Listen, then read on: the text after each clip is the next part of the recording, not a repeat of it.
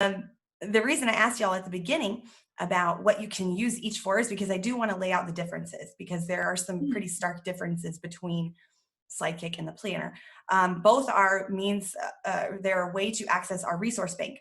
Our resources are all housed on Google Drive. However, as our membership grew and people were using that folder link by the thousands and all at the same time, it just became this very unstable situation where you would click into a folder and nothing would be there, but you knew there were things in there, even for me, and I was the owner of the folder. So all of our resources are on Google Drive. However, we provide a different way for our members to access them. So you can use Slidekick, which is a free web app, or really just fancy website that lists out all of our resources by their lesson code and also by like the reward type.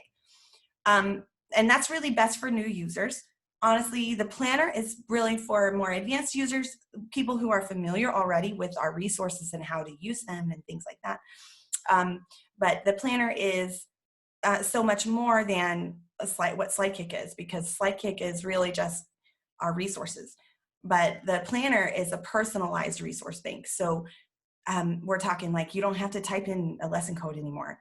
You don't have to go search for a lesson name. You don't have to do any of that. And you don't have to save the links or open the links ahead of time, because they're already all there according to your schedule. So, and then it does a lot more advanced things like track your students and, allow you to see all of their data in one neat spreadsheet. So that is what the planner is. It is a spreadsheet. It's your own free Google Sheet. And so if you're not familiar with a Google Sheet, it's basically like an Excel spread, or a Microsoft Excel spreadsheet with it. And it lists out all of your props and rewards and feedback templates by your schedule. The cool thing too that I love about the planner is that, the feedback templates, like in Sidekick, you have to find all those placeholders, and you gotta swap them out and make sure you don't leave any of those in there. Well, the planner swaps them out for you. So you don't have to go in and find those, bracket, name, bracket, and swap in bow. It does it for you. So that's one thing that I really think is a huge time saver right there. But you can also keep record of your classes. And another favorite of mine is the favorites tab. Okay, that's going to be in the advanced session. But have you ever been on Sidekick and you're searching up a lesson code and you're like, wait, I just searched this last week. What did I use again? Which prop did I use again? Or what extension reward? That kind of thing. And you're like, oh man, I wish I would have written it down somewhere. The planner has a specific tab for that. So it allows you to save your favorites for each lesson. And then you don't have to remember it or, have it written down in a notepad or something. Okay, it's just more seamless that way, having it all in one. Okay, we're going to cover the 4 basic functions of the planner in this session. So we're going to look at how to put your schedule into the planner. And then next, we're going to look at how to open up and view all of those resources that you would find in Sidekick, how to open them and use them from your planner tab. So I'm saying tab because it's a Google Sheet, so it's a spreadsheet. So all of the resources are on different tabs at the bottom, much like Sidekick, how it's organized by lessons and rewards, but the planner has a few more tabs than like Sidekick does. And then let's see, we're also going to talk about how to search all of the rewards. The planner, all of the planners have basically that reward screen in Sidekick. It's in your planner. So you're not having to, use 2 different things, like use Sidekick to look up the rewards. You don't need to do that. They're all listed in your planner. And then after, we're going to look at, the last thing is we're going to look at the feedback tab, how to customize the feedback templates that are generated. And then, so that's what we're going to cover in this session today. And I see Callie's got a question. So, I really think it doesn't necessarily matter which type of computer you have, but it does matter that you prep and use your planner on your computer. one of the big differences that I don't typically highlight, which maybe I should, is that, SlideKick's really accessible on your phone. So you can just on the fly, whenever you need to, look up something. Well, the planner is different because it's a spreadsheet. So spreadsheets aren't as mobile friendly. So what I always tell people, like in this session, is just the night before, or maybe even the morning, after your classes of that day, to put in your schedule for the next day. And then you can have all your links and stuff ready. And the prep with the planner is so much quicker than it is, in my opinion, with SlideKick. So yeah, so you can view it on a Mac or PC. Yeah, Alicia's right. Okay, so when you are going through like the steps to getting a planner, because it's a free thing. It's not something that you have to pay for monthly or anything like that. However, we do, moderators and admin, we pay our time to help people troubleshoot. And if you visit our Facebook page often, you'll notice there are, frequently occurring questions about the planner. And I don't mind answering those questions, and I know none of our moderators do either, but it is sometimes they're repetitive, like a lot of the same questions.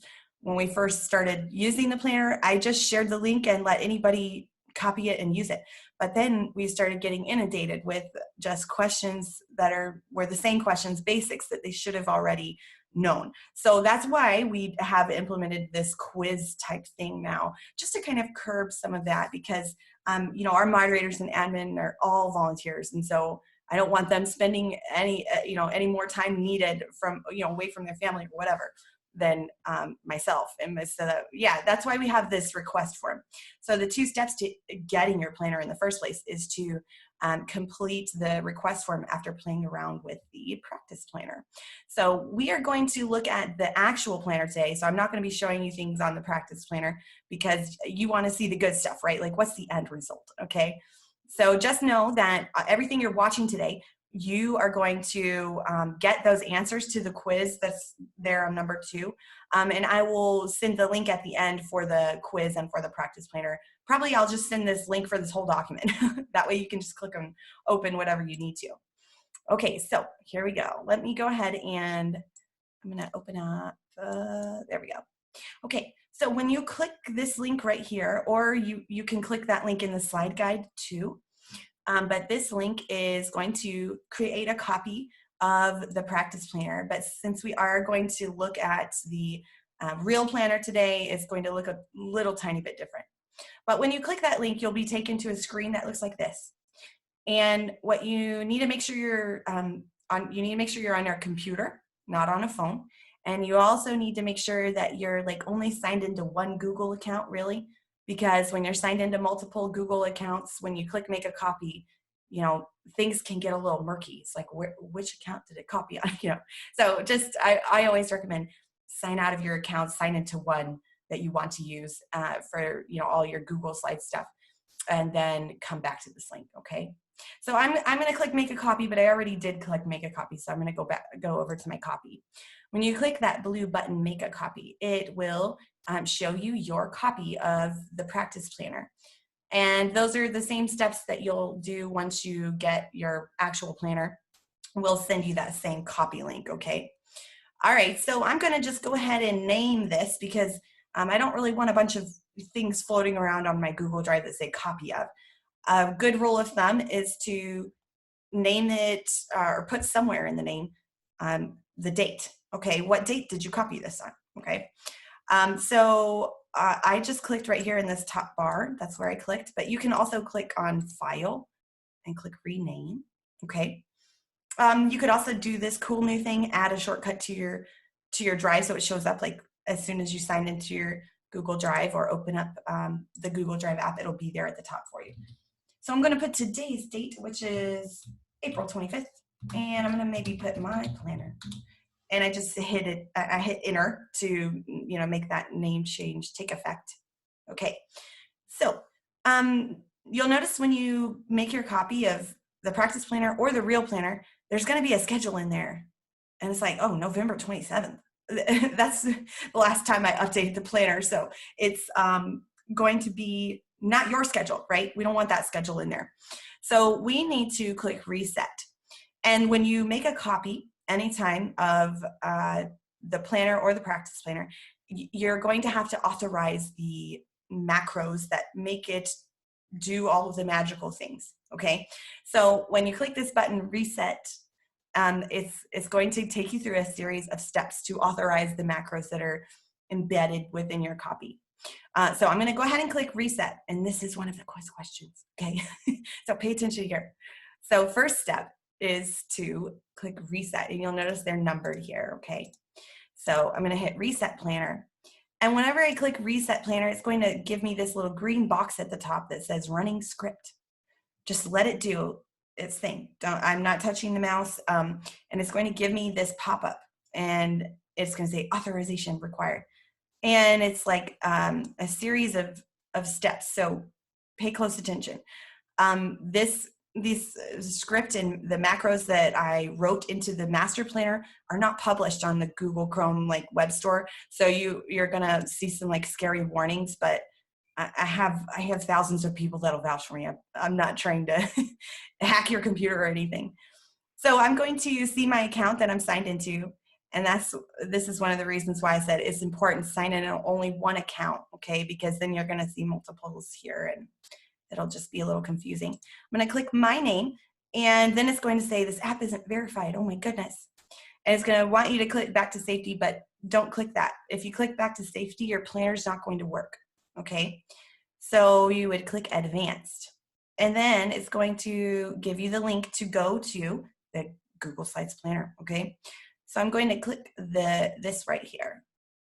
And then I'm going to scroll down, and I'm going to click allow.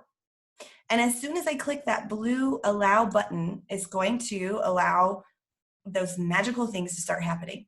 And my hands are off the mouse. It's doing all of it on its own.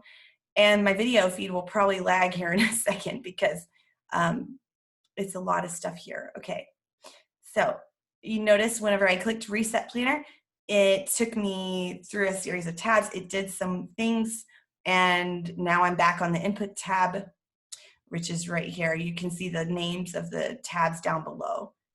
Okay, and all of the tutorials in the slide guide are organized by tab. So it is important, like when you're going through some of those tutorials, if you need to pay attention to what tab you're on. But I'm on the input schedule tab, and that is where you will begin using your planner. So what do we think input schedule means? What do we think this tab is for? What do y'all think? You can unmute or send in the chat. It doesn't matter. It's for the classes that you have? Exactly. Yeah. So maybe I could go in and type my schedule. Maybe. No, I'm not going to do that. I'm actually going to copy and paste. And you'll learn after probably the next 10 minutes or so, copying and pasting in the planner is basically all you have to do. You're not really typing much ever in the planner. So let's start by getting this out in the open. I'm going to send it in the chat box. You need to probably use keyboard shortcuts. Okay, I recommend that. It's more, I don't know, user-friendly, but also there's less room for error. So if you're on Windows, it's going to be, to copy something, it's going to be Control-C. And this is copy. This means anything you have highlighted at the moment, it's going to copy it to your virtual clipboard. So on Windows, it's Control-C, and then that's to copy, and then Control-V, like violin, to paste. So I just sent that in the chat. So so you'll just use your keyboard, find the Control key. And once again, it's anything you have highlighted. On a Mac, it is Command-C to copy and Command-V to paste, okay? So you hold those keys down at the same time.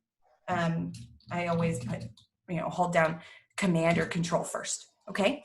So know those keyboard shortcuts, get familiar with them. I'm sure a lot of you already know them.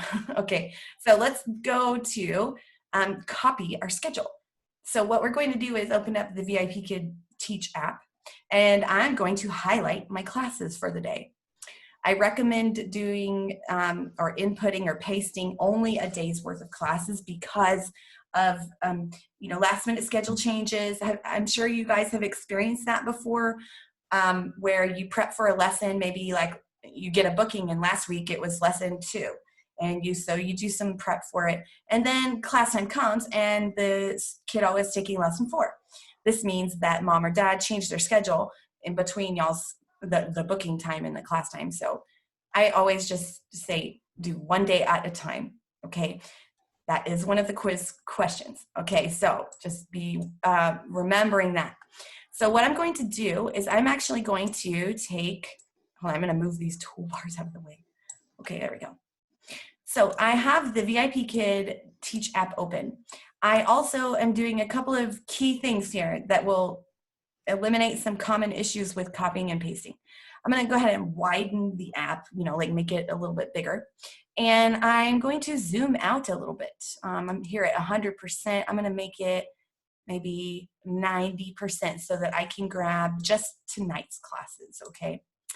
So I am going to hover over the date, the scheduled time, and notice that I'm on the upcoming classes tab. So classes, and then you go to classrooms and then click on upcoming. So I'm going to scroll down a little bit so that I have enough space. I don't want to grab any extra text or anything. I'm going to click my mouse button and just hold that button down, and I'm going to just drag across the screen. Notice I'm not like, if you hover sometimes over something, see how that's like I'm highlighting that little pop-up thing. You don't want to highlight anything extra, okay? So I'm just dragging across the screen, and now I have just tonight's classes, okay? So now what I'm going to do is I'm going to hit, I have a Mac, so I'm going to hit Command-C. So I'm using Command-C. And as it's just a habit of mine, I hold down Command and I hit C a bunch of times. So if you hear me doing that, there's really no rhyme or reason to it. But so now I'm going to scroll. Well, you might not have to scroll, but you should always click in the first like blank space under class times, okay? So usually it's A4. It should be A4 in everybody's planner, really. Now I'm going to use Control-V to paste it, okay? So Control-V. And when I do that, you'll notice that it's got my stuff in the right columns. So I can see my lesson coded name right here, student name, booking tags, and the status of the class. So now this column right here, column I, this is more of an advanced feature, giving your student a nickname to track them. You don't necessarily need to know that for the basics, okay? But just know that is an option, and you can join us for the next session if you want to learn more about that. The other cool thing I like about this is that you can also see the class tags from the portal. So like if it says like first 12 lessons or speak in full sentences or something like that, then it'll show up over here. So my step 2 is going to be to click start. So I've already covered a couple of those quiz questions. You need to authorize your planner buttons. So always click advanced and click allow, and always only copy and paste one day of classes on your input schedule tab, okay? I think there is also a question about vertically, I don't know if anybody is familiar. I haven't looked at the quiz questions in a long time, again, you can't tell, but there's a question about vertical pasting. And so if you are scrolling while you are highlighting that schedule on the VIP Kid app, so like right here, if I was using my mouse wheel to scroll down, like see, I just scrolled down while I did that, and I just hit Command-C, sometimes it gives some problems with the pasting. So if I do Command-V, I mean, it pasted just fine then, but we've just noticed that anytime someone gets that error and it all pastes into one, the only common thing that everybody has done is to scroll while they paste. So just don't scroll while you paste, okay? All right, so yeah. Oh, thank you so much, Alicia. Yeah, number 4, the answer is your schedule will paste vertically, or sometimes it'll just give you an error. So I'm going to hit Start Planner, and what that's going to do is it's going to literally look onto our like sources, our sheets that we have that list out all of our resources, and pull in everything for your schedule, okay, instead of you having to go look for it. So I'm not touching my mouse. I'm just letting it do its thing. It's important, I think, to not like click anything while it's doing all of its stuff, okay? Yeah. And oh man, I probably have an awful example today because I'm doing some test classes for TMC tonight. So those resources aren't going to populate because it's not an actual class yet. So just disclaimer there. But I do have, let's see, row 8 and 9, I have a couple of other trials tonight. And so I will see on those rows, if it's a valid lesson code, it's going to show up with hyperlinks, okay? So notice that we've changed tabs now. Like I'm not on that input schedule tab anymore. That when I clicked start, it took me through all the necessary steps and landed me on what I want to view right away, which is the resources. So your planner tab is view only. That is one of the quiz questions, and it's something very important to remember. Just anytime you see colored cells, you're typically not supposed to type into it or do anything or double click or really anything. So basically I would go onto this tab after inputting my schedule, maybe for the next day. I would go in here and I would look at some of these available prop files, okay? So I have in blue right here are the prop files that are available. In green over here, I have the available suggested rewards, like in Sidekick under lessons, and you can click extension rewards. They are all populated here in your planner. So I can look at all the titles, but you're probably thinking, well, Megan, how do I open these? Okay, so here's what you do. If you would like to open up something and view it, which you'll need to if you're using Google Slides, you can do it 2 ways. You can click this little flag right here. See how it's like got that little link symbol? I can click that and it'll open up whatever it is. Let me open up something tiny here. I don't want to open up something huge. Okay, this probably looks good. Okay, so I can click this and open it up and maybe flip through whatever it is. And see if I if I like that reward, I might use it. And I can just kind of pick and choose, just browse through which ones you like, which ones you maybe aren't going to use. So same for over here. These are the prop files, okay? These resources right here are what you need for class time. The feedback and like student notes and things like that are all going to be on different tabs at the bottom. So now let's say that, yeah, you like to use lesson specific rewards, right? Maybe I'm a lesson specific reward type person, so that cuts down on my prep time even more drastically because I can literally just open up and, I like often will know what my preferred, the prop maker and reward maker is, but just by looking at the titles. But the cool thing though is that this tab that we're looking at right now, if you're a mobile user, how many of you in here you use Google Slides like on your devices? Okay, cool. So the cool thing, yeah, awesome. The cool thing about it is that there are several ways to open up your planner on your mobile device. So I can go ahead and show that to you guys. However, let me make sure that I'm connected. Okay, so let's say that I want to have all of these links right here, just easily clickable on my mobile device, just like you would in Sidekick. So what I can actually do is I can go in and email. So there's a button right here. I can email the planner, okay? I wouldn't suggest doing that unless you have already picked out like a reward for your student. That's the very next thing we're going to talk about. But just know that after like you have all your links ready to go and you want to go ahead and open up everything on your phone, you can click that button right there in each one. And you could also alternatively just open up or go to in your browser on your phone, go to drive.google.com and tap and open your planner. It will look a little different because it'll be like the mobile view, okay? But the links are all still there, and it, it works, it's functional. You just can't edit it on your phone unless you're using like one of the Google apps. You can try that out, but I recommend just opening up Drive in your browser and opening up your planner there. Before I show you that on my phone, I'm going to pick out rewards for my students. How many of you like to, really use rewards that appeal to your students? Like, they like Hello Kitty. Okay, cool. So here's what you would want to do, because maybe you don't want to use this stuff because, Elsa's not going to like that. I would want to go over to the rewards tab. And this is like in Sidekick, where you click rewards screen and you can search all of the rewards. However, it's different because you can actually designate a reward for Elsa instead of in Sidekick just favoriting it, where you're not really, you can't really remember what student it was for. In the planner, it actually has their name attached. It has their name. Can I ask your a question?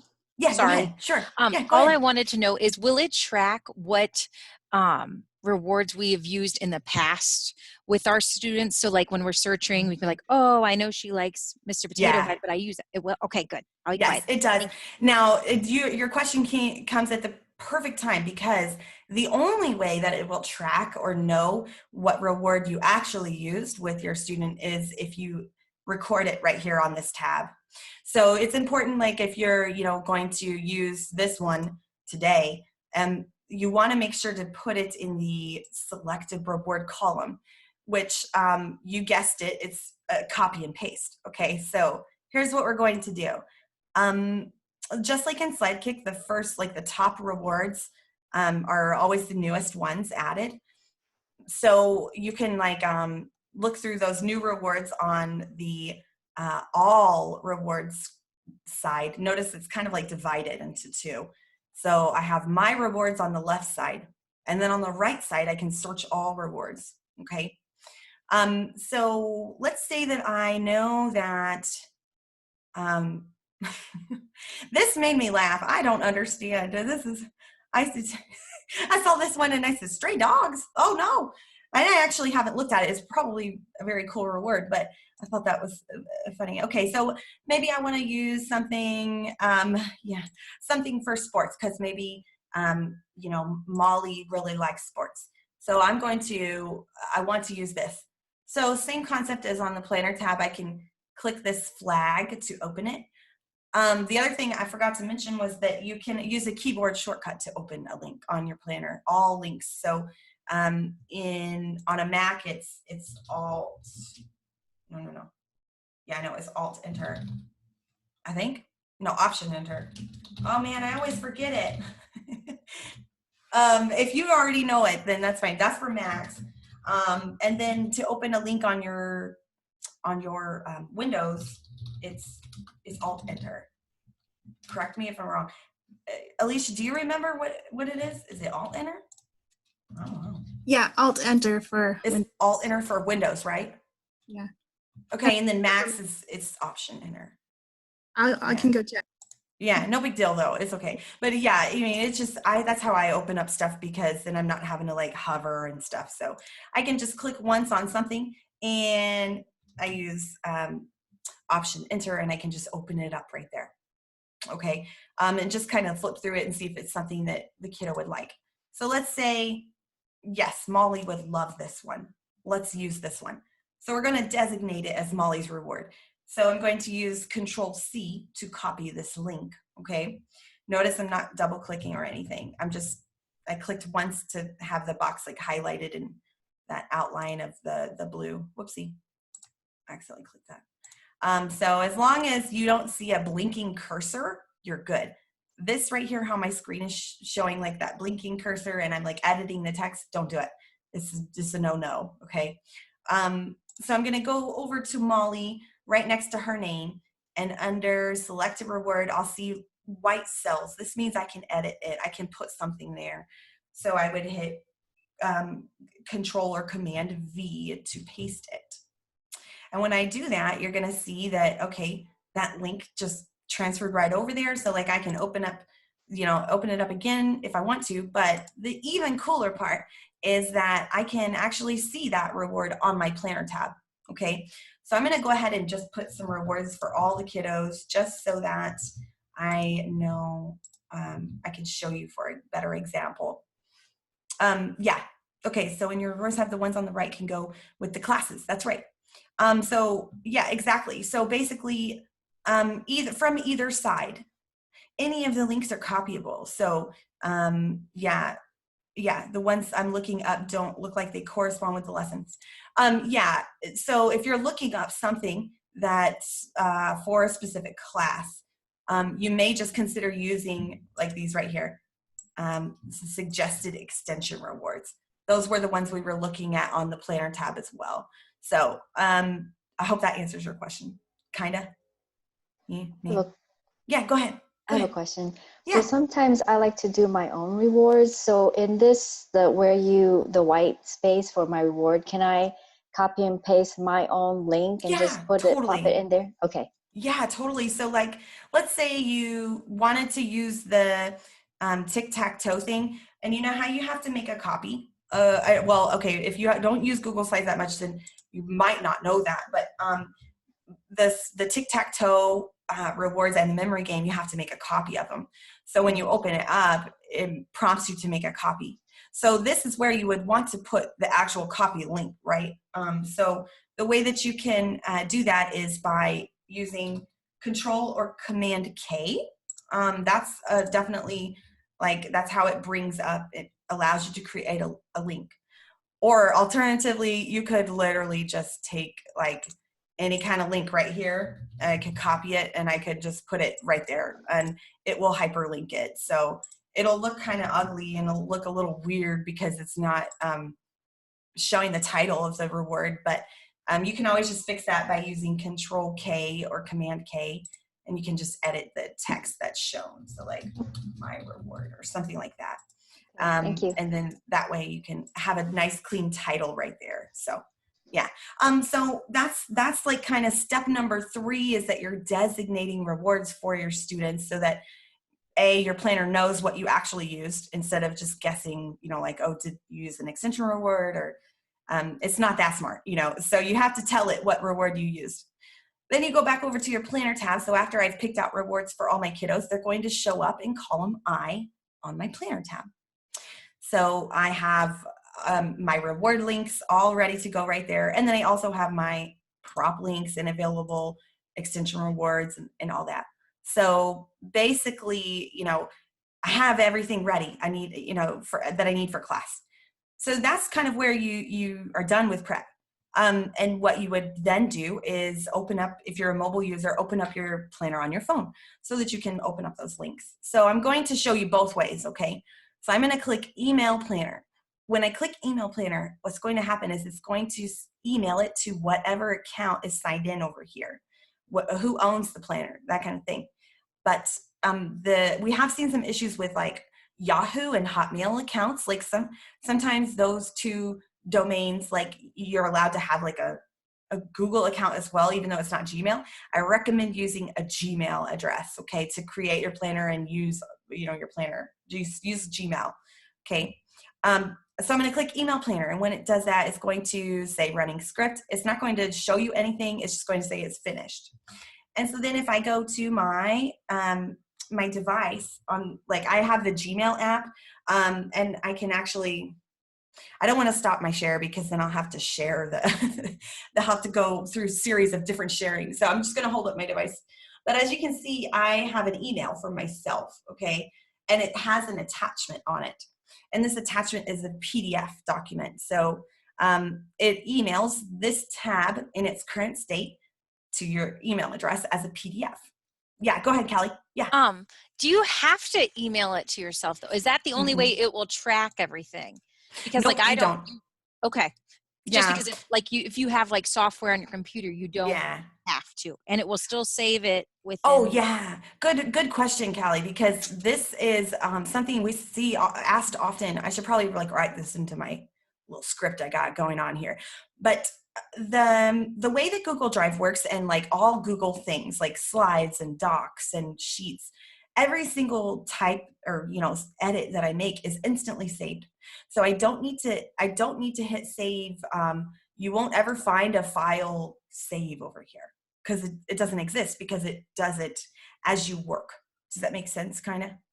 So if I wanted to record, a lot of people, I see a lot of people do this just for emergency's sake, because let's say you try to open up your planner on your phone and it's just taking a long time to load, or it just won't open, or whatever, and you've got 5 minutes before class and oh my gosh, what am I going to do? You have that backup, you have that email, so you can just open up a PDF so much quicker than opening up this huge document. So definitely, I recommend the email planner button for sure, because then you can access your links, which is what you really need in class. You can access them quickly and easily.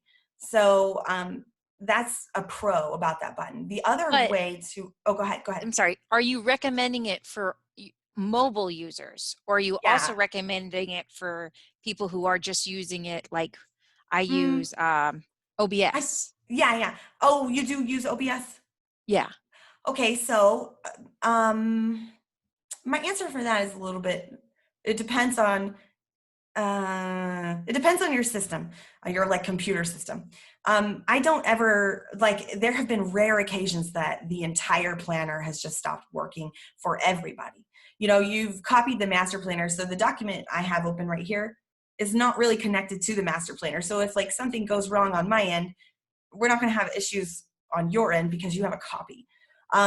But let's say that your computer is like kind of running hot. You can hear it struggling. I don't know if I've experienced that many times, like before I got a new computer, and it's a little bit unnerving when you're sitting in class. You can hear it, like trying to work hard. So emailing the planner, if you're like using webcam software, emailing the planner document itself will take a huge load off of your system, just in general, because you're not opening up this, more than that, 8-tab document that has a lot of formulas in it and has a lot of things coming into it. That rewards tab right here. And once you get more familiar with the planner, you'll notice that anytime you click over to the rewards tab, especially if you're in class, you'll see some kind of disruption, just because these rewards right here, they're not written into your planner. They're actually imported. They're pulled in using a formula. So that formula is always working in the background to kind of keep things updated. So you may just consider it, if you have a robust computer system, then you shouldn't have a problem with it having it open. Maybe minimize it or something, But I keep mine open on my computer, just in this state right here. Like I just have it on edit, and I don't have a problem really with it. But as far as emailing planner button, that's not necessary to record anything. The way to record all of your data for the day is to use one of your buttons on your input schedule tab. That is a more advanced feature that we'll kind of get to in the advanced session. But this save planner button, just hear me now if you've kind of started tuning me out, because this is a lot of me talking.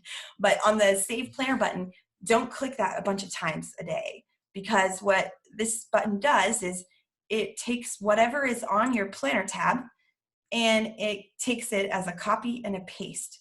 So it has your class records. And if you have been clicking it frequently to save it, after you make an edit, then it's going to have a ton of duplicate records, if that makes sense. Okay. So the save planner button is the very, very last thing you should do before you reset it for the next day. But that's a great question. So yeah, you can click email planner button, or alternatively, you can just go to in your phone's browser, drive.google.com, and it will show you all of your like recent files. You can click on recent and you'll be able to see your planner and open it up, and then you would have a little bit of a I don't know, I don't think it's very user friendly, because you've got to click on the tabs up at the top. They're very tiny and it's hard to see some things. So I would just say to open up that PDF that gets emailed to you. That way it's just very quick to open. So, and those hyperlinks stay, you just click it and it just opens. So pretty easy peasy. So once you're ready for class and you have your rewards selected, you have all your options there, notice that these columns right here, G and H, they will be blank until you fill them up with something. And that's one of those advanced things that we go over in the next session. But another thing that is handy to know as a beginner user of the planner is that these columns, like notice how you can see all of my columns right here, like in the browser, you can see all of them. A lot of people have their browsers like just automatically set to be very zoomed in, or maybe your screen is smaller than mine. So maybe when you open up your planner, it looks something like this, you know, and that's not like, you know, where is everything? So just always know that if you can't see everything, you can either use this right here. You can zoom out in Google Sheets. So maybe I want to zoom to 50%. And I can't read that text. It's super tiny, but you know, you can play around with what works comfortably for you, but you can also just use the arrow keys to kind of go through the different cells and scroll over. So yeah, let's see. Alexi asked, how do you make a copy of certain rewards? So whenever you are, oh no, wrong way. I'm trying to zoom back in. So whenever you open up something, Alexi, you will want to, oh, and if you ever see that little white thing right there, I don't know if y'all see that, but that means it's saying, okay, no, zoom out because this is way too tiny. So to Alexi's question, you can make a copy several ways here, but mainly in your planner, what you would want to do is you would want to put that back. Sorry, I just messed up my whole screen here. Okay, there we go. If you want to make a copy of a certain reward, what you can do is just open it, and there are different ways to open the links in your planner. That's up here in this top bar. That's not part of the quiz, but it's a handy little trick. You can open it up in different modes. So if you do want to make a copy of something, you would want to open it up in edit mode. This way, when you open it up, instead of just having that, you know, layout of the slides and you're just swiping through the slides, it actually shows you the document itself. So I can see things other than just like the buttons to make it work. I can see a layout of the reward itself. So this is just an example. So in edit mode, if I had that drop down bar set to edit mode, every file that I would open like this. So not ideal for just general you know, usage, because you know, you want to be able to open up something really quickly and use it. So this is, edit mode is really for when you're wanting to make a copy. Yeah. So then the way you do that is you just hit file and you select make a copy. And you can select certain slides or just copy the whole file. So there you go. That's a answer for that one. And notice that whatever mode I have set right here is going to, if you have edit mode accidentally still set, and then you click that email planner button, you might run into some weird things when you try to open up those links on your mobile device, okay? But I can control what way it opens up by using that little drop down. Okay, let me put it back on. Present mode has that floating toolbar. Preview mode is my favorite. So, all right. And then the last thing we're going to cover in this session is how to access all the feedback templates. And we will begin the next session with how to save your edited feedback, okay? That's how we'll begin the next session. But just to give you a little preview of how to edit those, basically these columns are huge because there's a lot of text in them. So whenever I hop over to my feedback tab, I typically will zoom out to like 75% or so. So let's scroll down to stuff that has actual resource in it, because those top 3 classes are not current classes yet. I can see my student's name right here, and then I can also see the time of their class. And if I've been tracking this student, I will see some of their previous class notes. Class notes are generated from this column right here, okay? So let's say I did well with blank, I don't know. And I can type this during class, you know, like anything that I want to remember for feedback, I can type that in if I have my planner open during class. And then after class, I can use the arrow keys to kind of scroll over and look through these different options, okay? So notice that I don't have to find that name placeholder because it's already there for me. Instead of it saying, it was my pleasure to, or hello name, it says hello and then my student's name. Okay, so this is a huge time saver. So I would go through and find the one that I like, and you can actually backspace any ones that you don't want to use. I know that I said about the colored cells aren't typically editable. That is null and void on the feedback tab. The entire feedback tab is editable. There aren't any like scary formulas or things on the feedback tab. So you can do whatever you want. You can type whatever you want on there. You know, copy and paste certain things that you want to use and don't want to use, okay? And let's say that maybe you realized that your student goes by a different name, you know, like maybe your nickname in the portal was like Blue Pants or something. And so that's going to paste and it's going to generate Blue Pants into, you know, into your feedback template. So you might find that, you know, click the drop down and type in a name or find the name right here. And so find that wrong name or wrong word or whatever it is, and you can actually swap it. So I might type in Bob. And so when I do that and I click this button right here, it's going to find all of the Andys and replace them with Bob, okay? And maybe there's a certain word that I don't want to be used. I can type a word in there too. So it's not just for names. You can swap anything, okay? Okay, let's see. That's how to edit that those feedback templates. And you can actually just double click and it makes the box a little bit bigger and you can see and highlight certain things. So notice that if you just click once and you start typing, it clears out whatever I had in there before. So key rule of thumb is just to know Control Z, okay? Or undo, I'll type that in there. Control or Command Z, okay? And I think one of the last planner quiz questions, at least, will be asking you about troubleshooting. So when and if you run into problems, what do you do? Well, what you need to do is head on over to this black tab over here. It says Assistant, because it is truly an assistant. What it does is it gives you a series of steps to go through that are from like not severe mistakes to severe mistakes, okay? So just follow the numbers and it'll kind of help you walk through some troubleshooting steps, okay? And then the last thing you need to know before you take that quiz and everything is when you're done for the day and you've used the feedback templates, you've used the links, everything's good. Now you're ready to put your next day of classes in. You've got to go back to your input schedule tab because that's where all things schedule, you know, wise are. So you would want to you pick one thing.